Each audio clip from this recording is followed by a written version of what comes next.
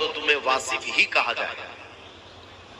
اعلیٰ حضرت کو دیکھو، بارگاہ عشق میں پہنچو۔ اعلیٰ حضرت سے جب ایک صاحب نے آ کر کہا تھا ہمارے علاقے کے ایک سیٹھ صاحب ہیں، ان کی شان میں کچھ شعر لکھ دیجیے، اعلیٰ حضرت نے جلال میں کیا کہا، کرو مدح اہل دول رضا، پڑے اس بلا میں میری بلا، میں گدا ہوں اپنے کریم کا، میرا دین پارینہ نہیں۔ پارینان کا مطلب ہوتا ہے روٹی کا ٹکڑا، روٹی کمانے کے لیے میرا دین نہیں ہے، اس کی تعریف کروں گا پیسے ملیں گے، اس کی تعریف کروں گا کچھ نذرانے ملیں گے، یہ دین نہیں ہے۔ اعلیٰ حضرت کہتے ہیں میں گدا ہوں اپنے کریم کا، اور جس کے در کا کھاتے ہیں اسی کے در کی گیت گاتے ہیں۔ میں اپنی تعریف قطعاً پسند نہیں کرتا، اسٹیجوں پر اکثر یہ کہتا بھی ہوں، ہماری شان میں نہ کوئی نظم یا اشعار یہ اتنے لمبے چوڑے گلابے ملانے سے بہتر ہے کہ اتنی دیر حضور کی تعریف ہو جائے۔ نبی پاک صلی اللہ تعالیٰ علیہ وسلم کی تعریف میں ہر لفظ پر آپ کو ثواب ہے، ہر حرف پر آپ کو ثواب ہے۔ اور ہوتا یہ ہے کہ قرآن کہتا ہے وَالشُّعَرَاءُ يَتَّبِعُهُمُ الْغَاوُونَ، بہت سارے شاعر جو ہے وہ ایک بڑی کھائی میں گرنے والے لوگ ہیں، ہاں گمراہی کی پیروی کرنے والے لوگ ہو جاتے ہیں، لیکن نعت رسول پڑھنے والوں کے لیے نہیں ہے، شعر و شاعری کرنے والے ہاں اگر دنیا داری میں وہ ملوث ہو گئے تو وہ گمراہی کی طرف چلے جاتے ہیں۔ میں اصلاحاً یہ بات عرض کر رہا ہوں کہ کبھی کبھار کسی کی تعریف کرتے کرتے شاعر پھسل جاتا ہے اور کیا کہتا ہے اسے اندازہ نہیں ہوتا، وہ صرف لوگوں کی واہ واہ بٹورنے کے لیے یا محفل کو گرم کرنے کے لیے کچھ ہاٹ ورڈز استعمال کرتا ہے بہت، جس سے لوگوں میں جوش آئے، لیکن اسے یہ اندازہ نہیں ہوتا کہ اس سے میرے ایمان کا کیا ہونے جانے والا ہے۔ انہوں نے ابھی شعر میں یہ کہا اسلام کے صلیب ہے سلمان اظہر، معاذ اللہ رب العالمین، صلیب اور اسلام دو اپوزٹ چیزیں ہیں۔ صلیب جو کرسچن لوگ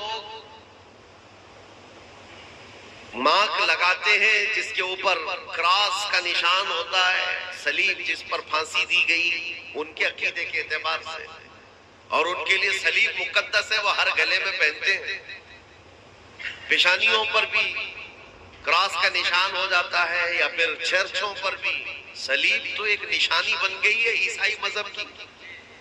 تو اسلام اور صلیب ایک دو اپوزٹ چیزیں ہیں، کہاں سے آپ کس چیز کو جوڑ رہے ہو؟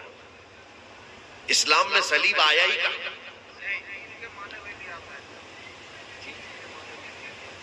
لیکن صلیب جب کسی چیز کی شہرت ہو گئی عرف میں، اس کو لغوی معنی میں استعمال نہیں کیا جائے گا۔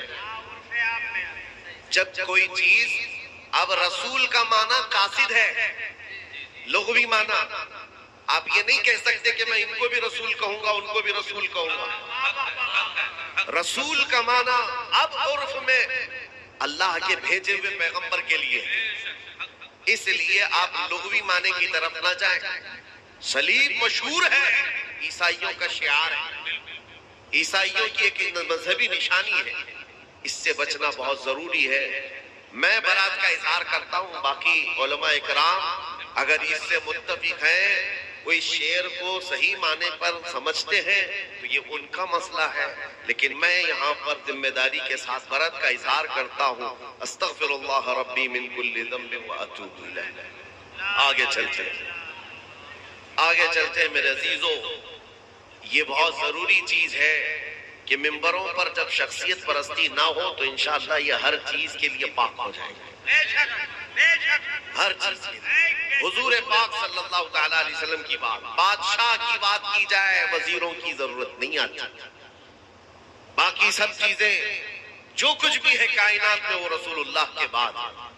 اقبال نے کہا ہے آبرو ماں ز نام مصطفیٰ است، ہم سب کی عزت و آبرو حضور کے نام سے ہے، وہ جو نہ تھے تو کچھ نہ تھا، اور وہ جو نہ ہو تو جان ہے وہ جہان کی، اور جان ہے تو جہان ہے۔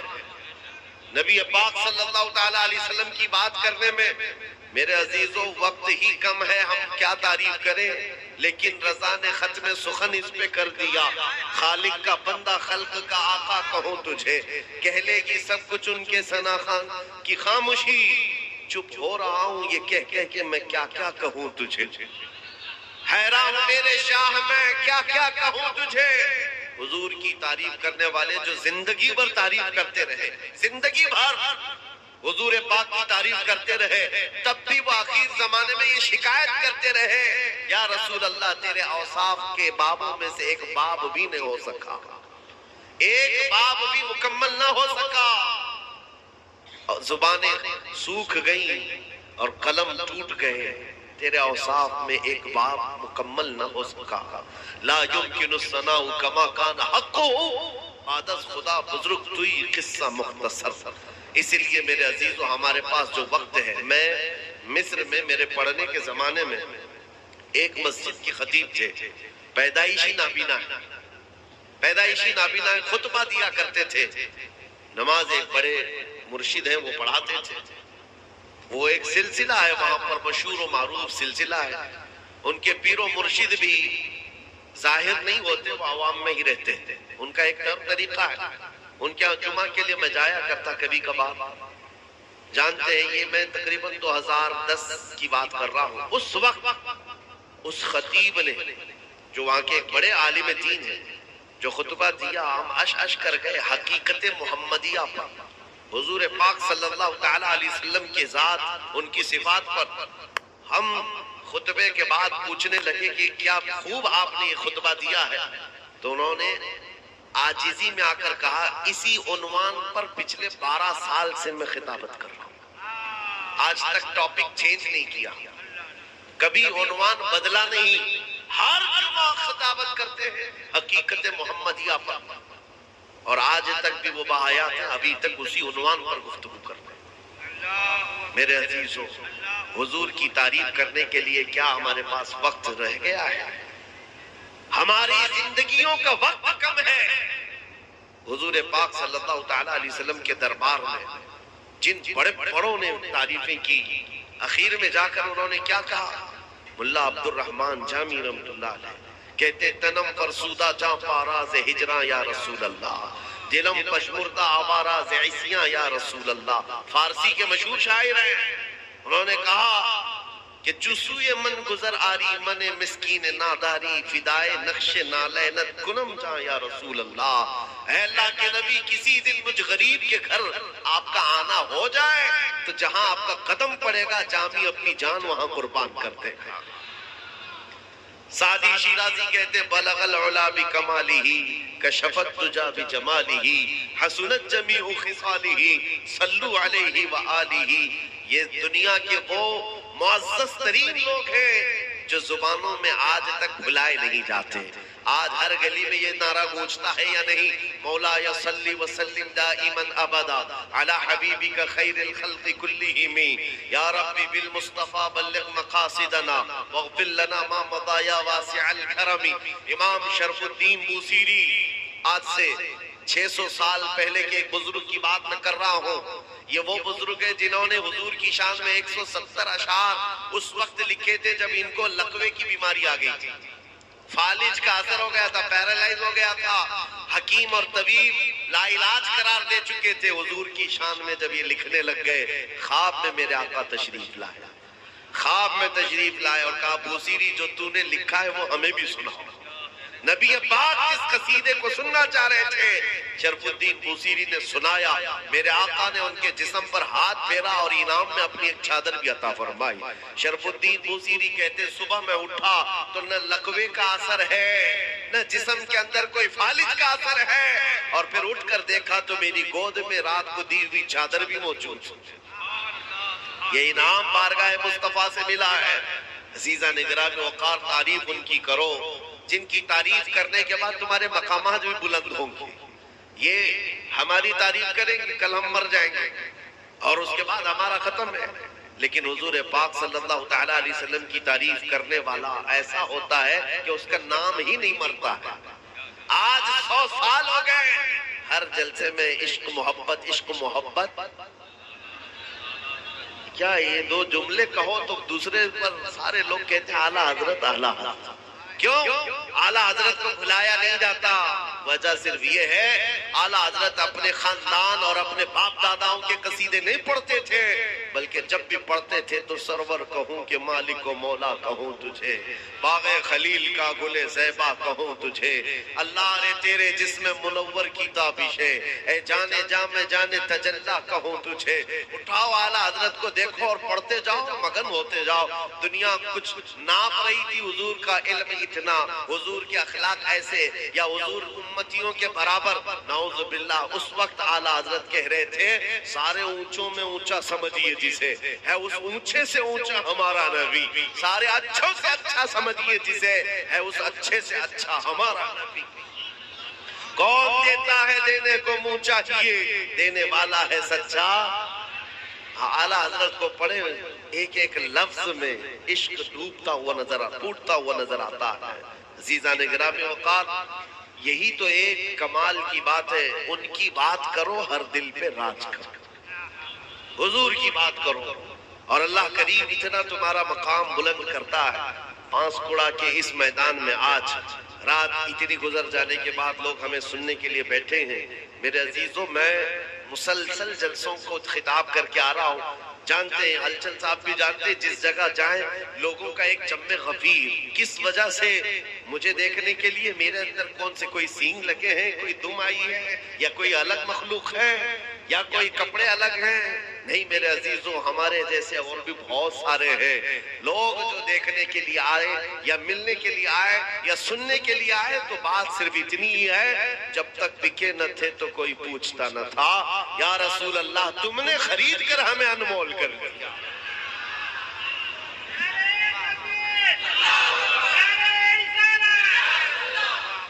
بات صرف یہی ہے، حضور کے دربار کی نوکری کرو، اللہ عزتیں عطا کرتا ہے، اللہ مقامات میں بلندیاں عطا کرتا ہے۔ اے میرے عزیزوں، میں نے قرآن کی ایک آیت تلاوت کی، اس پر میں گفتگو کرتا ہوں۔ رب تعالیٰ فرماتا ہے اَرَأَيْتَ مَنِ اتَّخَذَ إِلَٰهَهُ هَوَاهُ، اے محبوب آپ نے دیکھا کچھ لوگوں کو جنہوں نے اپنی خواہشات کو اپنا خدا بنا لیا ہے، اپنی خواہشات کو اپنا معبود بنا لیا ہے، جیسی ان کی مرضی ویسے جینا چاہتے ہیں۔ یہ خواہشات کو معبود بنانے والے لوگ، رب تعالیٰ فرماتا ہے اَفَأَنْتَ تَكُونُ عَلَيْهِ وَكِيلًا، اے رسول کیا آپ ایسوں کی سفارش کریں گے، ایسوں کی سفارش لائیں گے، وکیل بنیں گے؟ ام تحسب ان اکثرهم يسمعون ويعقلون انهم الا كالانعام بل هم اضل۔ قرآن کہتا ہے کہ یہ لوگ ایسا لگتا ہے کہ سنتے ہیں دیکھتے ہیں، نہیں بلکہ یہ جانوروں کی طرح ہے، اس سے بھی زیادہ گئے گزرے۔ قرآن کن کے بارے میں کہہ رہا ہے؟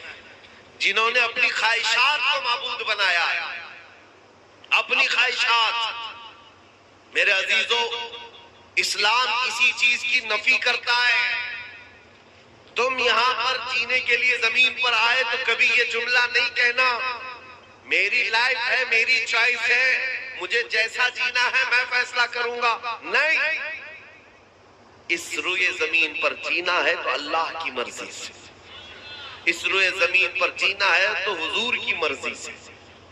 اپنی خواہشات کو جب تک حضور کے قدموں پر قربان نہیں کرتے تم مومن ہو ہی نہیں سکتے۔ لا یؤمن احدکم حتی یکون ہوا تبعا لما جئت به، حدیث پاک ہے، حضور صلی اللہ علیہ وسلم فرماتے ہیں تم میں سے اس وقت تک کوئی مکمل مومن نہیں ہو سکتا جب تک وہ اپنی خواہشات میرے لائے ہوئے دین کے موافق نہیں کر دیتا۔ تمہیں حضور پاک صلی اللہ تعالیٰ علیہ وسلم کی مرضی کے مطابق جینا ہوگا۔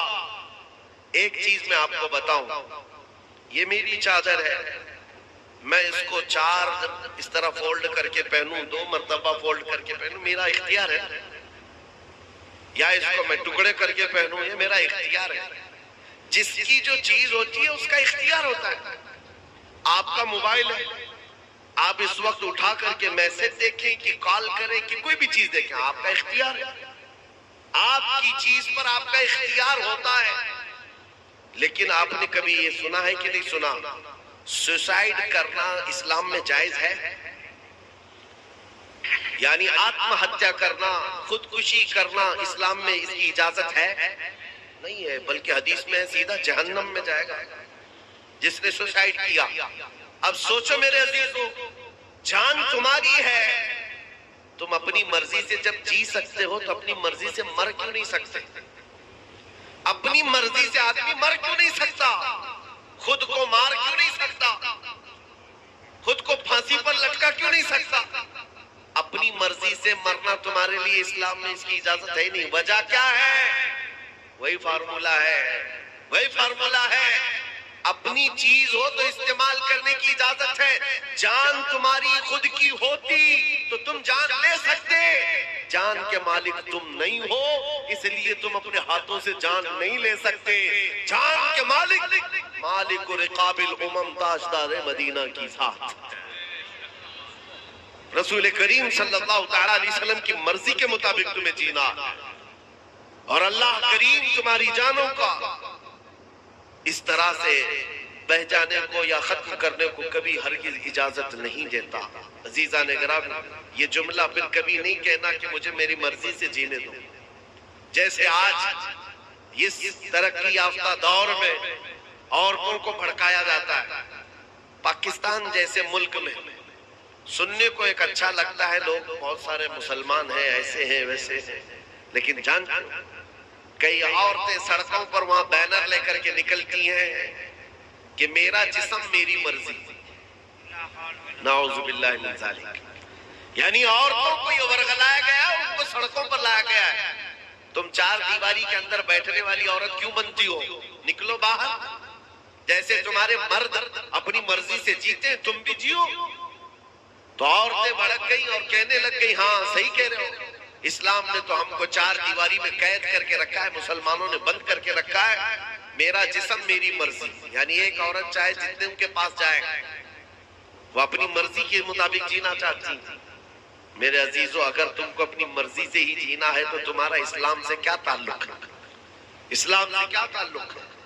اسی لیے میں آپ سے کہتا ہوں، خواہشات کو قتل کرو، خواہشات کو مار دو، تب تم مقامات کو دیکھو گے، ایمان کی لذت پاؤ گے۔ ابھی آپ جلسے کے متعلق سن رہے تھے، میں آپ کو اس بات کا پھر خصوصیت کے ساتھ وضاحت کے ساتھ یہ اعلان کرتا ہوں، ایسے ہزار جلسے فجر کی ایک رکعت کے برابر نہیں ہو سکتے۔ کیوں؟ اس میں تم تو آئے ہو رات جاگنے کے حساب سے، کھا رہے ہیں، پی رہے ہیں، دیکھ رہے ہیں، اٹھ رہے ہیں، بیٹھ رہے ہیں۔ فجر میں اٹھنا اپنی مرضی کے خلاف ہوتا ہے، اپنی خواہش کے خلاف کرنا پڑتا ہے۔ ٹھنڈیوں کا وقت ہے، بستر گرم لگتا ہے، نیند اچھی آتی ہے، ان سب کو چھوڑ کر کے اٹھنا اپنی خواہش کے خلاف کرنا ہوتا ہے، اور یہی کام جو کرتا ہے اسے ایک جہاد کا ثواب بھی ملتا ہے، اس کو جہاد کا ثواب ہے۔ لیکن یہاں پر بھی آج حالات یہی ہے کہ جو ہمارے من میں آئے، ہماری طبیعت میں آئے، اس کو ہم عمل کرنا چاہتے ہیں۔ نوجوان داڑھی کیوں نہیں رکھتے؟ اس لیے کہ تمہاری خواہش کے خلاف ہے یہ بات۔ دنیا تانا مارے گی، ملا کہے گی، پرانا آدمی کہے گی، اس لیے شرم آتی ہے، اور اس طرح کی شرم کو حیائے شیطانی کہا جاتا ہے۔ گناہ کرنے سے شرم آنا چاہیے، سنت پر شرم نہیں۔ میرے عزیزو، لوگ ننگے گھوم رہے ہیں ہاف کپڑے پہن کر کے، ان کو شرم آنا چاہیے۔ تمہیں آمنہ کے لال کے اخلاق پر کیوں شرم آئے؟ تمہیں شرم نہیں آنی چاہیے، لیکن اپنی خواہشات کے خلاف جب کام کرو گے تو تمہارے لیے جنت کے ہر دروازے کھول دیے جاتے ہیں۔ میرے آقا صلی اللہ علیہ وسلم کی حدیث ہے، من تمسک بسنتی عند فساد امتی فلہ اجر 100 شہید۔ ایسا زمانہ جب آ جائے میری امت پر کہ جب فساد ہو، فساد کا مطلب یہ ہے کہ لوگ اسلام کو ہلکے میں لینے لگ گئے ہوں، اس وقت تم حضور کی ایک سنت کو زندہ کرو گے، اللہ تمہیں 100 شہیدوں کا ثواب عطا کرے گا۔ آج اس چیز کی ضرورت ہے نوجوان۔ جلسے کر کے تم نعرے لگا کر کے اگر انٹرٹینمنٹ کا ذریعہ سمجھتے ہو تو یہ فضول ہے، نہ کرو اس چیز کو، نہ کرو۔ ہاں اگر انقلاب لانا ہے تو عہد کر کے اٹھو کہ مجھے حضور کے اخلاق پر جینا، مجھے حضور کی سنتوں پر جینا ہے۔ دنیا کیا کہتی ہے مجھے اس سے کیا سروکار، میں قبر میں جاؤں گا تو دنیا کو منہ نہیں دکھاؤں گا، تاجدار مدینہ کو دکھانا۔ حضور کیا سامنا کرنا ہے، عقیدہ ہے کہ نہیں تمہارا؟ قبر میں حضور تشریف لائیں گے، عقیدہ ہے؟ اور حشر میں حضور کی شفاعت ہوگی، عقیدہ ہے؟ نبی پاک صلی اللہ تعالیٰ علیہ وسلم کے بے ان کے واسطے خدا کچھ عطا کرے، حاشا غلط یہ حوث بے بصر کی ہے۔ حضور کو چھوڑ کر کے کچھ ہوگا نہیں، بخدا خدا کا یہی ہے در، نہیں اور کوئی مفر مکر، جو وہاں سے ہو یہیں آ کے ہو، جو یہاں نہیں تو وہاں نہیں۔ حضور اکرم صلی اللہ تعالیٰ علیہ وسلم کو جب منہ دکھانا ہے تو پھر ان کے اخلاق کے پیچھے کیوں نہ چلے؟ عزیزان گرامی وقار، جنہوں نے اپنی خواہشات کو ختم کیا، ان کی چند مثالیں میں آپ کے سامنے رکھوں۔ آج تمہیں رات سونے کے بعد فجر میں اٹھنا مشکل ہو گیا، جو فجر میں نہیں اٹھ پاتا نماز کے لیے، یہ بات سن لے، کیا کرنا کیا رہتا ہے؟ صرف بستر ہی تو چھوڑنا تھا۔ پانی بھی تمہارے پاس گرم آنے لگ گیا ہے، پانی گرم کرنے کے اب سارے آلات ہیں، کرنٹ سے ہو جاتا ہے، گیس سے ہو جاتا ہے، سہولیات ہے۔ اس کے باوجود تمہاری طبیعت کے اندر کاہلی ایسی، سستی ایسی کہ یہ سوچتے ہیں کہ یہ بہت بڑا ڈیفیکلٹ کام ہے، مشقت والا کام۔ مدینے کے اس نوجوان کو دیکھو، آج شادی ہوئی ہے، دلہن کو اپنے گھر لے کر آیا ہے، سہاگ رات ہے، دولہے کے لیے یہ زندگی کی سب سے خوبصورت رات کہی جاتی ہے، اس کے لیے شب وصال کیا کیا الفاظ کہے جاتے ہیں۔ بستر پر اپنی شریک حیات اپنی بیوی کے ساتھ آرام کر رہا ہے آج کا دولہا، اور رات کو مدینے کی گلیوں میں یہ آواز آنے لگی، یا ایھا المسلمون قال رسول اللہ صلی اللہ علیہ وسلم اذهبوا الى الجہاد فی مرضات اللہ تعالی۔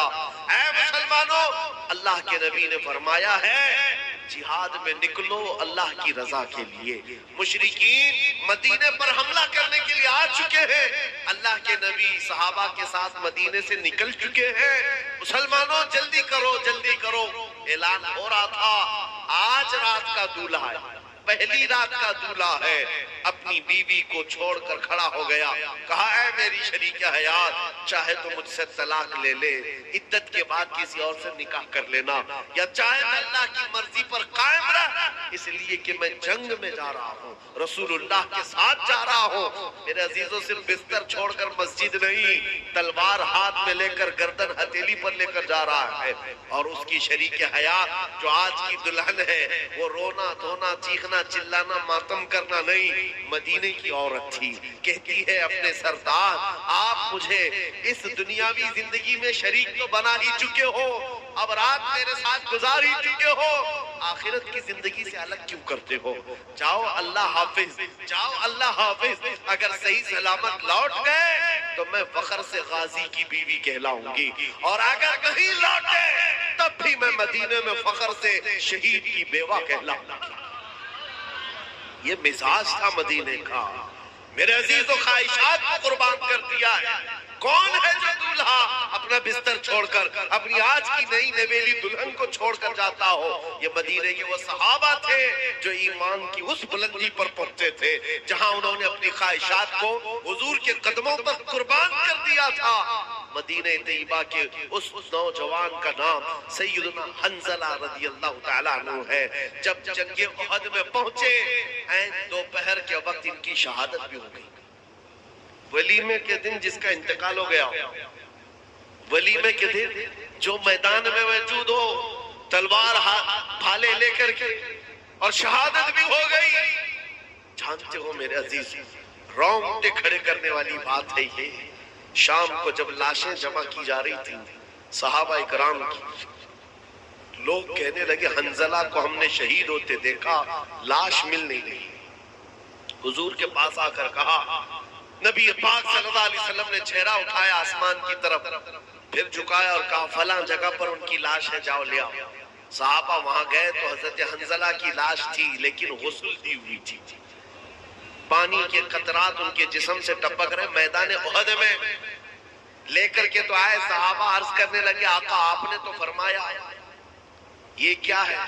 کہا حضور نے کہ جیسے ہی یہ شہید ہوا اس کو اللہ کے فرشتے آسمانوں پر لے گئے، جنت کے پانی سے انہیں غسل دیا گیا ہے، غسیل الملائکہ ان کو کہا گیا ہے۔ اور لا کر کے میدان میں رکھ دیا۔ ایک مسئلہ ہے شریعت کا، جو شہید ہوتا ہے اسے غسل نہیں دیا جاتا، انہی کپڑوں میں دفن کیا جاتا ہے، شہید کو غسل نہیں ہے۔ صحابہ نے پوچھا آقا شہید کو غسل اور کفن نہیں دیا جاتا تو پھر حنظلہ کو فرشتوں نے غسل کیوں دیا؟ یہ رونگٹے کھڑے کرنے والی بات ہے۔ میرے آقا فرماتے جاؤ اس کی بیوی سے پوچھو پتہ چلے گا، یہ موت کا غسل نہیں ہے، یہ جنابت کا غسل ہے۔ جس وقت یہ گھر سے نکلا تھا اپنی بیوی کے ساتھ صحبت کر کے اٹھا، اس پر غسل واجب تھا۔ یہ ایسا نوجوان ہے اس نے یہ سوچ کر کے جلدی کی کہ نہانے میں دیر نہ ہو جائے، میں حضور کے ساتھ پہنچوں، نہانے میں تاخیر نہ ہو جائے، حضور کے اور صحابہ کی جماعت سے میں پیچھے نہ رہ جاؤں۔ یہ نوجوان ایسے ہی بھاگ نکلا، کیا خواہشات کو قربان کرنا تھا ان کا۔ آج ہم 2 رکعت کے لیے بستر نہیں چھوڑ پاتے، آج ہم اپنے بستر سے ایسے چمٹے ہوئے ہیں، نہ تمہیں کوئی جنگ میں بلا رہا ہے، نہ کوئی تمہیں تلوار اور بھالے لے کر بلا رہا ہے، مؤذن تو صرف اللہ کا نام پکار رہا ہوتا ہے، آ جاؤ آ جاؤ اللہ کی بارگاہ میں سر جھکا لو، لیکن خراٹے لیے ہوئے سب محو خواب ہیں۔ عزیزان گرامی وقار، اب بھی اگر ہماری نیندوں پر فرق نہیں آیا تو سنو، جگہ جگہ کے تھک چکے ہیں تمہیں یہ ہنگامے، نشاط لذت خواب گراں بدل ڈالو، غلط روی سے منازل کا بہت بڑھتا ہے، مسافروں رویش کارواں بدل ڈالو۔ اگر چلنے کا طریقہ یہی رہا تو روز یہ آتنکی ناچ ناچ کر کے تمہیں چڑھائیں گے، روز ایک نیا جھمیلا لایا جائے گا اور ایک نیا مذاق اڑایا جائے گا۔ دیکھ رہے ہیں ہم کبھی مسجدوں، کبھی خانقاہوں، کبھی معبدوں، اور کبھی اماموں کی داڑھیوں سے کھیلنا، ان کی پگڑیوں سے کھیلنا۔ آج کے آتنکی کیا یہ سب نہیں کر رہے؟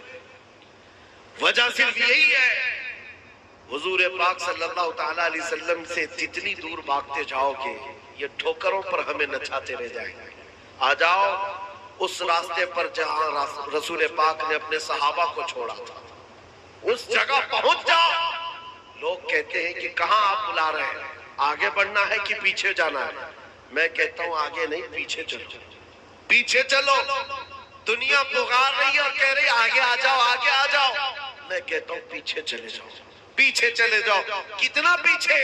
اتنا پیچھے جہاں خالد بن ولید کی تلوار کی جھنکار سنائی دینے لگ جائے، اتنا پیچھے چلے جاؤ حیدر کرار کی گونجتی ہوئی آواز سنائی دینے لگ جائے، اتنا پیچھے چلے جاؤ عمر ابن خطاب کی گرجدار آواز سنائی دینے لگ جائے، اتنا پیچھے چلے جاؤ مسجد نبوی سے رسول اللہ کی آواز آنے لگ جائے۔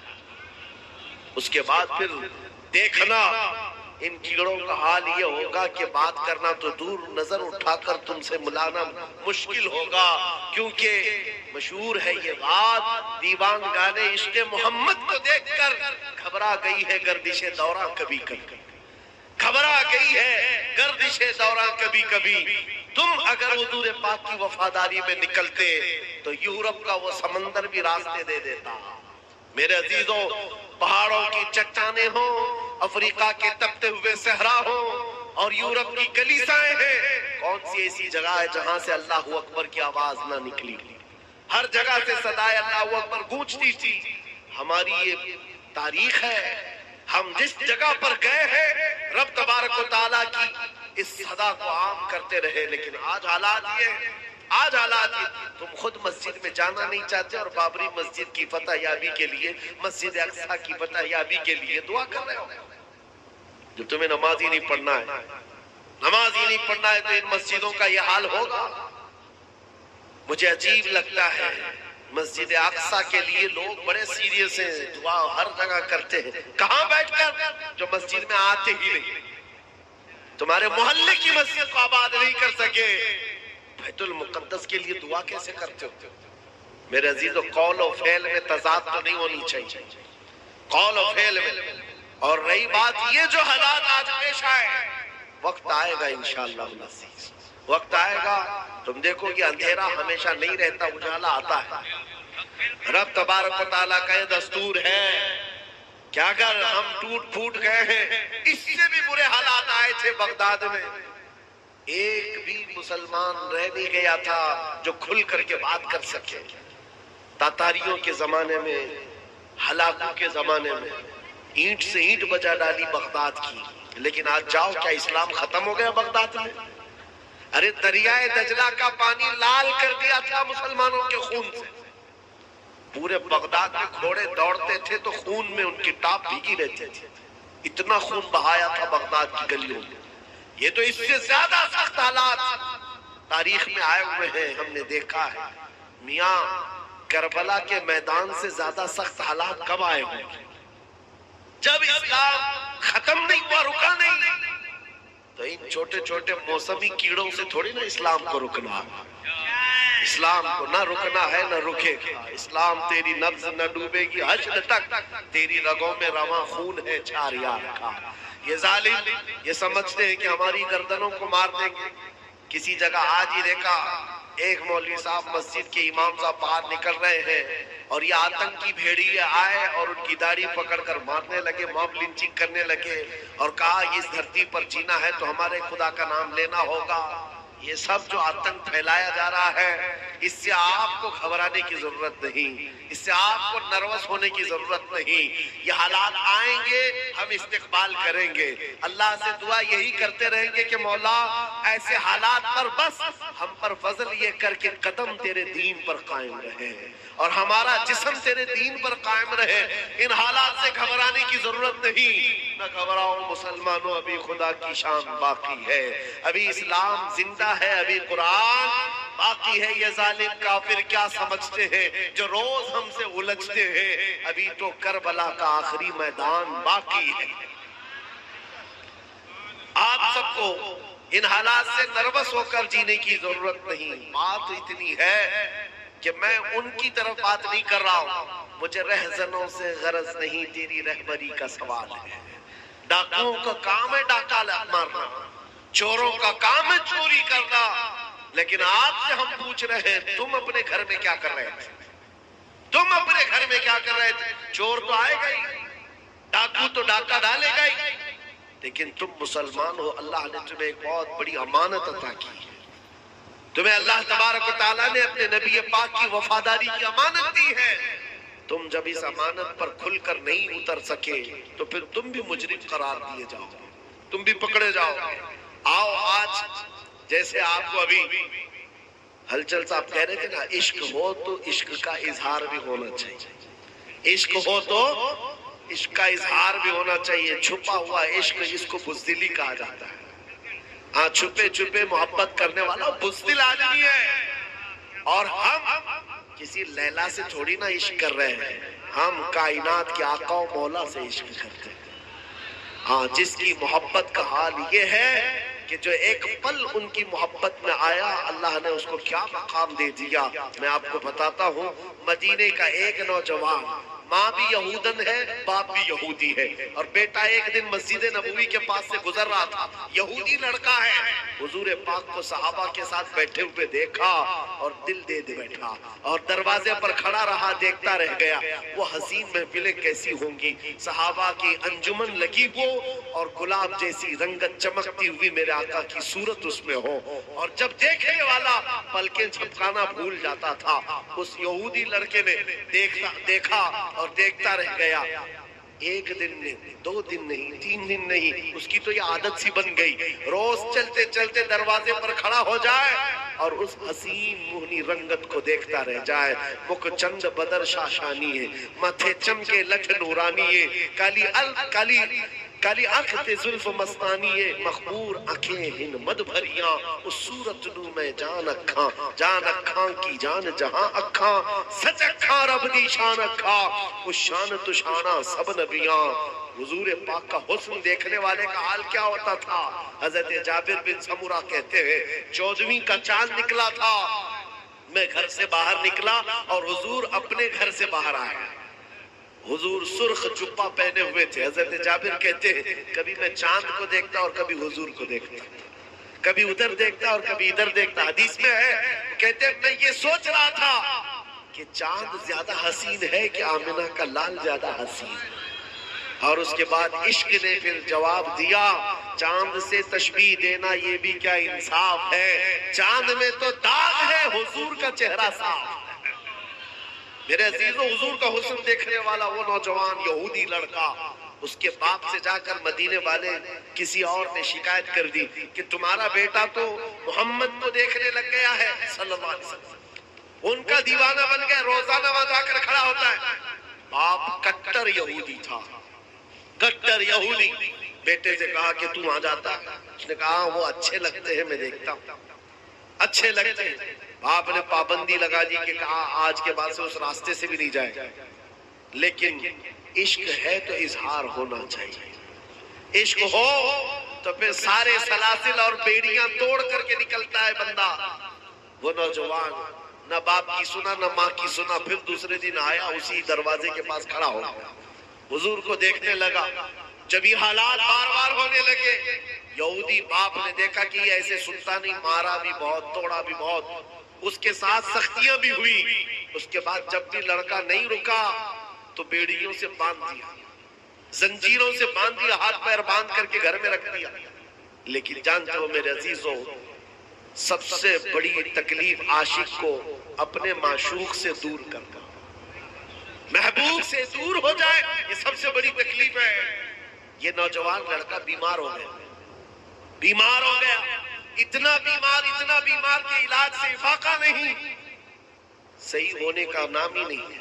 اعلیٰ حضرت کہتے ہیں نا، جان ہے عشق مصطفیٰ، روز فضو کرے خدا، جس کو ہو درد کا مزہ نازے دوا اٹھائے کیوں۔ آپ بیمار، یہ بیماری بڑھتی گئی، یہاں تک کہ حکیموں نے ہاتھ اٹھا لیا، کہا تمہارا بیٹا صحیح ہو ہی نہیں سکتا، 2-4 دن کا مہمان ہے۔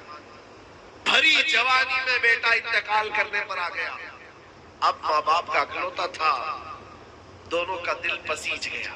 ماں یہودن ہے، باپ بھی یہودی ہے۔ بستر پر آئے، زنجیریں تو کھل چکی تھیں، بخار سے بدن تپ رہا تھا، جسم پیلا ہو گیا تھا۔ بیٹے کے پاس آئے اور کہنے لگے کہ بیٹا یہ تیری کیا حالت ہو گئی، ہم نے تمہارے ساتھ جو غلط کیا اس کے لیے ہم معذرت چاہتے ہیں، لیکن بتا کوئی تیری آخری خواہش ہے؟ اس نوجوان نے کہا ایک بار محمد عربی کو دیکھنا چاہتا ہوں۔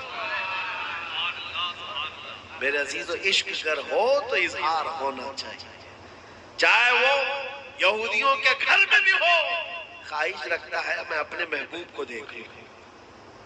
ماں نے دل پسیج کر کے اپنے شوہر سے کہا جاؤ ایک بار محمد صلی اللہ علیہ وسلم سے کہہ دو، اگر وہ ہمارے گھر آ گئے تو یہ ہمارا بچہ دیکھ لے گا مرنے سے پہلے، اس کی خواہش ہے۔ باپ یہودی جو کبھی دیکھنا نہیں چاہتا تھا آ گیا۔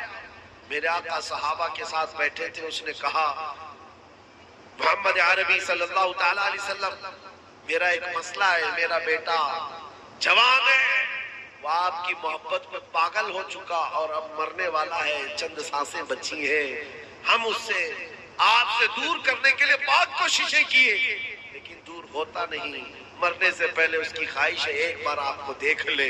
اتنا سننا تھا، حضور اپنی مجلس سے کھڑے ہو گئے۔ میرے آقا صلی اللہ علیہ وسلم صحابہ سے کہتے چلو ہمارے ایک دیوانے کے جانے کا وقت آیا ہے، ہم چلتے۔ حضور پاک تشریف لائے، گھر جب آئے بستر کے قریب، میرے عزیزو اللہ اکبر، خوشبو پاتے ہی عاشق کے دل اور اس کے بدن میں گرمی آ گئی اور حرکت میں آ گیا، اور ادھر ادھر جیسے یوسف گمگشتہ کو سونگتے ہوئے یعقوب علیہ السلام کی بینائی آ گئی تھی، اسی طرح سے یہ نوجوان بستر سے اٹھ کر کے بیٹھ گیا اور کہا مجھے میرے محبوب کی خوشبو آتی ہے، ان کی خوشبویں آتی ہے۔ گھر میں جیسے میرے آقا تشریف لائے، سرانے کے پاس آئے بیٹھے، جی بھر کر کے جوان حضور کو دیکھتا رہا اور اس کے بعد حضور کو دیکھ کر مسکراتا رہا۔ اتنا قریب آمنہ کے لال آ چکے، میرے آقا نے سینے پر ہاتھ رکھا اور پوچھا ابھی دیر کس بات کی، کیا اب بھی ایمان نہیں لاؤ گے، اب بھی کلمہ نہیں پڑھو گے؟ اس نے کہا دل تو اسی وقت دے چکا تھا، زبان سے اب کہتا ہوں اشہد ان محمد رسول اللہ، میں گواہی دیتا ہوں محمد اللہ کے رسول ہے۔ چند سانسیں گزری تھی کہ انتقال ہو گیا، انتقال ہو گیا۔ لیکن میں آپ کو بتاتا ہوں میرے عزیزوں، جس نے عشق کا اظہار کیا یہودی ماں اور یہودی باپ کے گھر میں رہ کر جانتے ہو اس جوان کا مقام کیا ہے؟ وہ پل بھر ایمان لایا اور انتقال کر گیا. زندگی میں ایک نماز پڑھنے کا وقت بھی نہیں آیا, روزہ رکھنے کا وقت بھی نہیں آیا, حج کرنے کا وقت بھی نہیں آیا, لیکن مقام کون سا؟ صحابی رسول کا مقام ہے, جہاں کے متعلق غوث پاک فرماتے ہیں صحابی کا مقام کتنا ہے جانتے ہو؟ وہ جس گھوڑے پر بیٹھ کر جاتے ہیں ان گھوڑوں کے ٹاپ کے نیچے سے جو دھول اڑتی ہے وہاں تک امت کے غوث کا مقام بھی نہیں. وقت کا غوث, کوئی ولی, کوئی قطب صحابہ کے گھوڑے کے ٹاپ کے نیچے سے اڑنے والی دھول کے برابر بھی نہیں ہوتا. وہ صحابی کا مقام ہے. اور وہ صحابی کا مقام کیسے پایا؟ بس دیدار رسول ہے, حضور کے دربار میں قربانی, اپنی خواہشات ختم کر دیا. ماں الگ چاہتی تھی, باپ الگ چاہتا تھا, اور دنیا الگ چاہتی تھی. کون کیا کہتا ہے, اس سے اس نوجوان کو کوئی سروکار نہیں. ہم رسول اللہ کے جنت رسول اللہ. آج میں تمہیں یہ دعوت دیتا ہوں, تم اس کی سن کر کے اپنے آپ کو بدل لیتے ہو, اپنے آپ کو بدلنے لگتے ہو. چند اوباشوں کے ساتھ تمہاری دوستی کیا ہو گئی؟ تم نے اپنے کپڑے بھی بدل لیے, ٹوپیاں بھی چھپا لی, داڑیاں بھی چھیل کر گٹر میں ڈال دی. تمہیں پتا ہے تمہاری موت کے بعد جنازے کے ساتھ صرف یہ تمہارے قبر تک آ سکتے ہیں, اس کے بعد کوئی قبر میں آنے والا نہیں ہے. تمہاری قبر میں کوئی آئے گا تو آمنہ کے لال تشریف لائے گا. اس لیے آج لے ان کی پناہ, آج مدد مانگو سے. کل نہ مانیں گے, قیامت میں اگر مان گیا. وہاں سب بہت سارے مانیں گے لیکن اس وقت ماننا کوئی فائدے کا نہیں. آج مانو حضور کو, آج اپنی خواہشات کے خلاف آؤ. تمہاری خواہشات یہ کہتی ہیں کہ مجھے آرام کرنا ہے, سونا ہے. تمہاری خواہشات حرام کا کھانے کی طرف جاتی ہیں. چھوڑ دو ان چیزوں کو, حضور کی طرف آؤ. کتنے نوجوان ہیں آج اس جلسے سے, یا ہماری اس بات کو جہاں تک پہنچے, اس کو سن کر کے یہ عہد کرے کہ میں کچھ غلط کاموں میں مصروف تھا, یہ میری خواہشات تھیں, اور جب خواہش ہوتی میں اس غلط کام کی طرف چلا جاتا. اسی کو قرآن کہتا ہے جو اپنی خواہش کو پوری کرنے کے چکر میں چل پڑتا ہے, گویا کہ وہ اپنی خواہشات کو معبود بنایا ہوا ہے, اپنی خواہشات کی پوجا کرتا ہے, عبادت کرتا ہے. یہاں سے نکل آؤ. تمہاری اپنی خواہشات کے مطابق نہیں جینا ہے. جینا ہے تو کیسے؟ تاج الشریعہ بدر الطریقہ مرشد گرامی جانے سے پہلے یہ ہم کو سکھا کر کے گئے ہیں, زندگی یہ نہیں ہے کسی کے لیے, زندگی ہے نبی کی, نبی کے لیے. نہ سمجھ مرتے ہیں زندگی کے لیے, جینا مرنا ہے سب کچھ نبی کے لیے. جینا مرنا ہے سب کچھ نبی کے لیے. حضور کی محبت میں جیو اور ان کی خواہشات کے مطابق. اچھا یہاں پر علماء بھی ہیں, مفتیان اکرام بھی, جہاں جہاں دارالفتہ ہیں ان سے جا کر کے پوچھو. فتوے لکھتے ہیں نا, سوالات آتے ہیں ان کے بعد فتوے لکھتے ہیں. ان سے پوچھو سب سے زیادہ فتوے کس چیز کے آتے ہیں آپ کے پاس, استفتاء, اور جواب کس چیز کا آپ زیادہ دیتے ہیں؟ یا آپ کو کہیں گے طلاق کے مسئلے سب سے زیادہ ہوتے ہیں, طلاق کے, عدت کے, نکاح کے, خلا کے, یہی مسئلے سب سے زیادہ دارالفتاؤں میں. میں آپ سے بتاتا ہوں یہ علماء, یہ مفتیان کرام صرف طلاق, عدت, خلا کے لیے ہی ہے. اے نوجوانوں, کبھی تم نے جا کر کسی عالم سے یہ پوچھا کہ میں اپنے نبی سے بہت محبت کرتا ہوں, مجھے یہ تو بتائیں حضور نے شادی کیسے فرمائی تھی, حضور پاک صلی اللہ علیہ وسلم نے نکاح کیسے کیا, میں چاہتا ہوں ویسے نکاح کا. کبھی آ کر کے یہ پوچھتے ہو میرے گھر میں بچے کی ولادت ہوئی, جب نبی پاک کے گھر میں بھی بچے کی ولادت ہوئی تھی تو میرے آقا نے کیا کیا تھا تاکہ میں بھی ویسا کروں. تمہیں اس چیز کا تجسس ہونا چاہیے. جو محبت کرتا ہے وہ ڈھونڈ ڈھونڈ کر کے عمل بھی کرتا ہے اپنے محبوب کی اداؤں پر. بہت بڑے بزرگ ہیں, وہ فرماتے ہیں تربوز, جانتے ہیں نا اس کو کیا کہتے ہیں آپ کے؟ تربوز کو ہمارے ہاں ممبئی میں کلنگڑ بولتے ہیں, کلنگڑ. تربوز لال ہوتا ہے اندر والا. بزرگ روز دیکھتے تھے, کھانے کی خواہش بھی تھی, کھاتے نہیں تھے. شاگردوں نے پوچھا حضور آپ یہ کھاتے کیوں نہیں؟ کہا یہ سنت ہے, حضور پاک نے کھایا ہے. کہا ہاں سنا تو ہے، تو پھر کیوں نہیں کھاتے؟ کہا میں اس بات کی تلاش میں ہوں کہ حضور نے کتنے ٹکڑے کر کے کھائے تھے، یہ مجھے ملتے ہیں، میں اسی طریقے سے کھانا چاہوں۔ ان لوگوں کا حال یہ تھا کہ وہ ڈھونڈ ڈھونڈ کر کے حضور کی سنتوں پر عمل کرتے ہیں، اور آج چن چن کر کے تم نکالنا چاہتے ہو۔ یہی تو بات ہے جس کو اقبال کہتا ہے، ان کے جو ہم غلام تھے خلق کے پیشوا رہے ہیں، ان سے پھرے جہاں پھرا پھر آئی کبھی وقار میں، ہمیں کرنی ہے شہنشاہ بطحا کی رضا جوئی۔ وہ اپنے ہو گئے تو رحمت پروردگار اپنی، خواہشات کے خلاف جاؤ۔ آپ کو پتا ہے کون سی ایسی ماں ہے جو اپنے بچے کو دور کر سکتی؟ کوئی ماں ہے؟ چھوٹا سا بچہ، لیکن مدینہ طیبہ میں ہم نے یہ بھی دیکھا، ایک ماں 1.5 سال کا بچہ لے کر حضور کے پاس آئی، جنگ میں جا رہے ہیں حضور، کہا کہ حضور یہ میرا بچہ بھی لے کر کے دے۔ 1.5 سال کا بچہ لے کر آئی ہے۔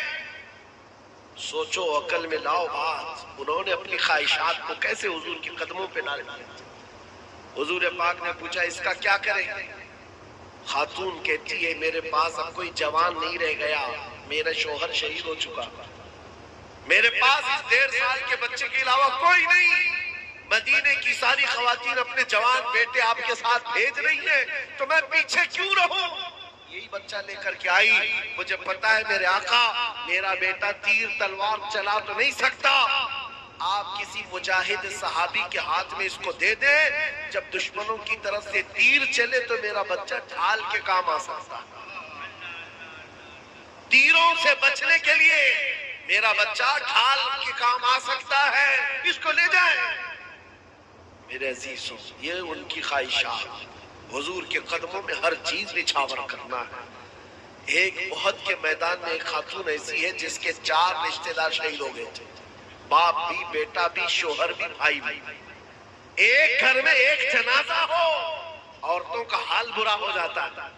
شوہر کسی عورت کا انتقال کر جائے تو عورت تو آپے میں نہیں رہتی، قابو میں نہیں رہتی، لیکن وہ مدینے کی خاتون ہے، بیٹا بھی شہید ہوا ہے، بھائی بھی، باپ بھی، شوہر بھی۔ لوگوں نے جب کہا تمہارے یہ 4 لوگ شہید ہو گئے، وہ خاتون کہتی ہے پہلے یہ تو بتاؤ آمنہ کے لال سلامت ہے کہ نہیں؟ میرے گھر کی شہادتیں چھوڑو۔ کیسی خاتون تھی، کیسا جگر تھا ان کے پاس۔ آنے والے نے کہا اللہ کے رسول سلامت ہے، تو وہ اپنا آنچل پھیلا کر کہتی ہے میرا چاند سلامت تو پوری کائنات سلامت ہے۔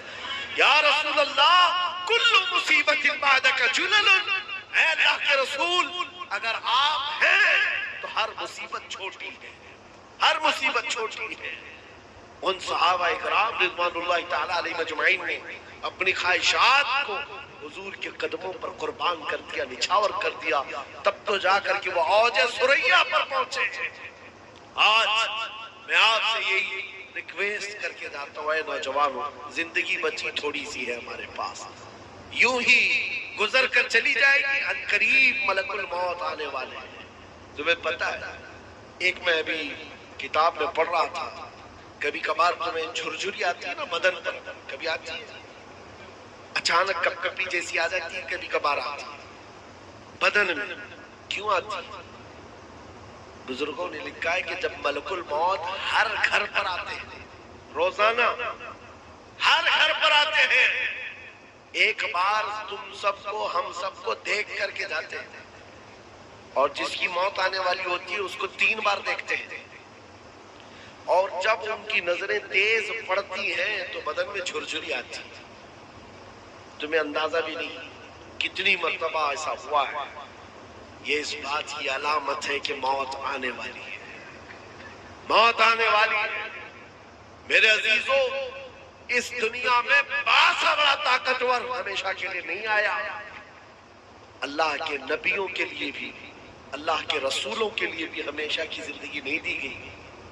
موت اللہ کا وعدہ ہے، یہ ان قریب آنے والا ہے۔ ہم اس دنیا کے سارے میلے کو چھوڑ کر چلے جائیں، اس کے لیے آؤ اپنی خواہشات سے جی کر کتنے دن جی لیں، 80 سال 100 سال، اس کے بعد کیا ہوگا؟ اس کے بعد کیا ہوگا؟ یہ گناہوں کی لذت بہت چھوٹی سی ہے، کھجلی کی طرح ہے، کھجاتے رہتے تو اچھا لگتا ہے، چھوڑ دو تو جلن ہوتی ہے۔ گناہوں کی لذت تھوڑی دیر کی ہے، آ جائے ہم بدل ڈالیں، گانے سننے کی عادت ختم کر